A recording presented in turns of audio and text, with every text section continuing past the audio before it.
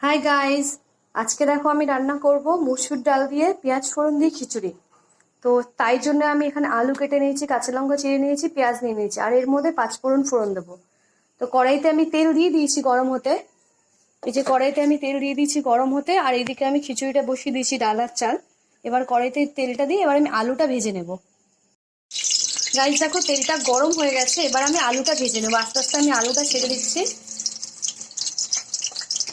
আজকে ঘরে তেমন একটা সবজি নেই, তা ভাবলাম আজকে একটু খিচুড়ি বানাই। কালকে সকালে তো রবিবার, কালকে সকালে বাজার করেই নেব, কারণ কালকে সৌজিতের অফিস নেই, বাড়িতে আছে, কালকে বাজার করব। এর মধ্যে আমি একটু নুন আর একটু হলুদ অ্যাড করব। গাইজ নুন আর হলুদটা আমি এর মধ্যে দিয়ে দিয়েছি।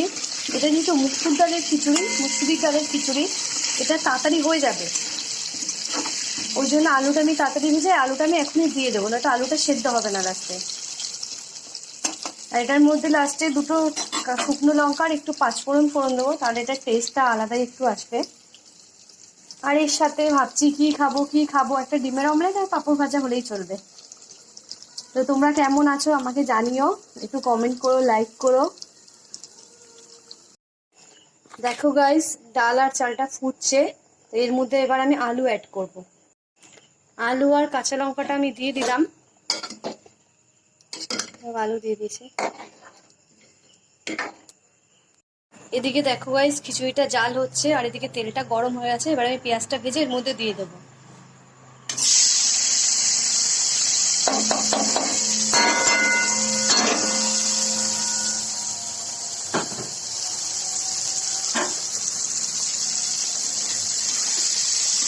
আর পেঁয়াজটা ভেজে এখনই আমি দিয়ে দেবো, আর একটু পরে আমি শুকনো লঙ্কা আর পাঁচফোড়নটাও দিয়ে দেবো।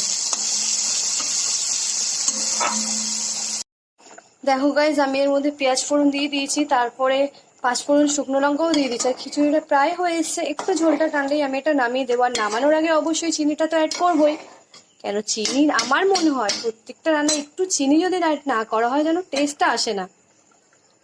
আর ঝালটা আমি একটু কমই দিয়েছি, কেন সুরজিৎ তো একদম ঝাল খেতে পারে না। আমি ঝালটা একটু পছন্দই করি, কিন্তু ও খায় না বলে আমিও আর খাই না। দেখি নামানোর আগে তোমাদের একবার দেখাবো, দেখবে কেমন হয়েছে, কমেন্ট করে কিন্তু বলবে। একটু চিনিও দিয়ে দিলাম আমি, একটু চিনি দিলে টেস্টটা আরো বাড়িয়ে তোলে। তোমরা এরকম ভাবে খিচুড়ি রান্না করো কিনা আমাকে একটু জানিও। আর যদি না করে থাকো একবার করেই দেখো, খেতে ভালোই লাগে। এই রান্নার রেসিপিটা আমি আমার শাশুড়ি মায়ের থেকে শিখেছি। ফাইনালি গাইস আমার খিচুড়ি রেডি।